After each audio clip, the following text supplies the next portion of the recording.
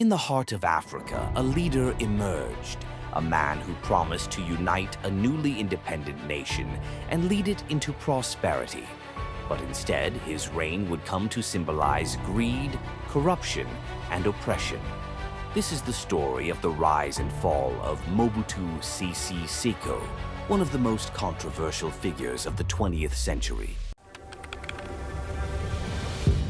The story begins in 1960, when the Democratic Republic of the Congo gained independence from Belgium. It was a moment of jubilation, but the celebrations were short-lived. The country plunged into political chaos, with factions vying for control over a land rich in resources but fractured by colonial exploitation.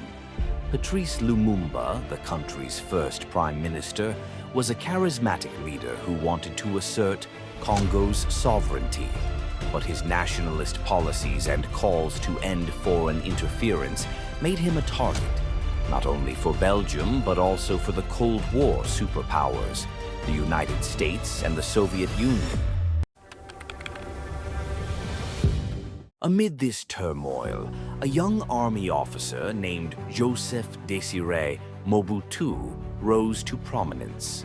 Born in 1930, Mobutu had served in the colonial military and understood the power of the armed forces.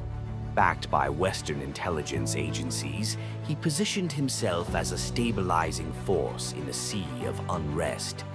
Imagine a chessboard. Mobutu was the pawn-turned-knight, quietly maneuvering behind the scenes. With support from the CIA, he orchestrated a coup against Lumumba in 1960, placing himself at the heart of Congo's political drama. In January 1961, Patrice Lumumba was assassinated under mysterious and brutal circumstances, with Mobutu playing a pivotal role. Officially, Mobutu distanced himself from the killing, but many saw his fingerprints all over the tragedy. By 1965, Mobutu had staged his own coup, seizing control of the Congo. He promised unity and stability, portraying himself as the savior of the nation. And for a while it seemed to work, but appearances can be deceiving. As president, Mobutu rebranded himself as Mobutu Sese Seko Kuku Ngbendu wa Zabanga, the all-powerful warrior who goes from conquest to conquest. His rule was marked by a cult of personality, with his image plastered across the country and loyalty demanded at every level. But while Mobutu projected strength, his governance was riddled with corruption. Billions of dollars flowed into his personal accounts as ordinary Congolese struggled with poverty. Western powers turned a blind eye, valuing his anti-communist stance during the Cold War over his misrule. Mobutu's regime was like a grand mansion built on quicksand. It looked stable from the outside, but beneath the surface, it was crumbling. The 1990s brought a turning point. With the Cold War over, Mobutu lost his Western backers. The economy collapsed, and opposition forces grew stronger. In 1997, after 32 years in power, Mobutu fled the country as rebel leader Laurent Désiré Kabila marched into Kinshasa.